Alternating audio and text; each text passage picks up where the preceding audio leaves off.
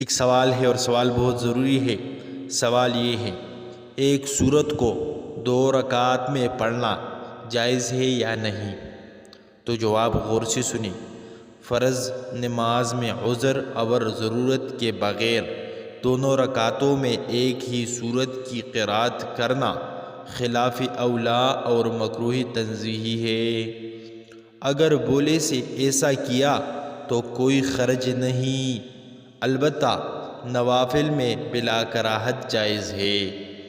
اگر کسی نے ایک ہی سورت دونوں رکعات میں پڑھ لے، مثلاً پہلی رکعت میں الم تر کیف پڑھی اور دوسری رکعت میں بھی الم تر کیف پڑھی تو نماز ہو جائے گی، سہو سجدہ واجب نہیں ہوگا۔